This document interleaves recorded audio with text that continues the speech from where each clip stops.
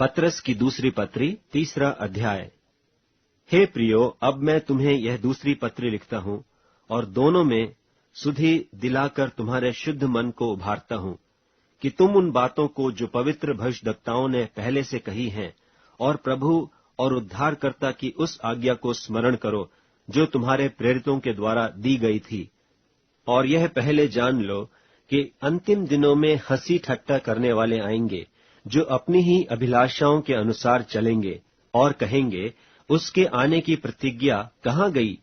क्योंकि जब से बाप दादे सो गए हैं, सब कुछ वैसा ही है जैसा सृष्टि के आरंभ से था।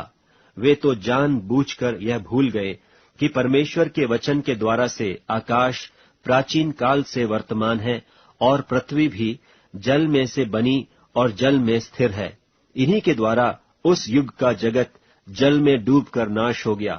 पर वर्तमान काल के आकाश और पृथ्वी उसी वचन के द्वारा इसलिए रखे हैं कि जलाए जाएं, और वह भक्तिहीन मनुष्यों के न्याय और नाश होने के दिन तक ऐसे ही रखे रहेंगे। हे प्रियो, यह एक बात तुमसे छिपी न रहे कि प्रभु के यहाँ एक दिन 1000 वर्ष के बराबर है और 1000 वर्ष एक दिन के बराबर हैं।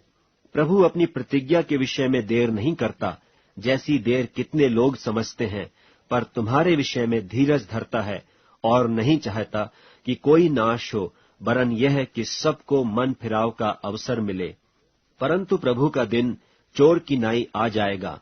उस दिन आकाश बड़ी हड़हड़ाहट के शब्द से जाता रहेगा और तत्व बहुत ही तप्त होकर पिघल जाएंगे और पृथ्वी और उस पर के काम जल जाएंगे। सो जबकि ये सब वस्तुएं इस रीति से पिघलने वाली हैं, तो तुम्हें पवित्र चाल चलन और भक्ति में कैसे मनुष्य होना चाहिए और परमेश्वर के उस दिन की बाट किस रीति से जोहना चाहिए और उसके जल्द आने के लिए कैसा यत्न करना चाहिए, जिसके कारण आकाश आग से पिघल जाएंगे और आकाश के गण बहुत ही तप्त होकर गल जाएंगे। पर उसकी प्रतिज्ञा के अनुसार हम एक नए आकाश और नई पृथ्वी की आस देखते हैं, जिनमें धार्मिकता वास करेगी।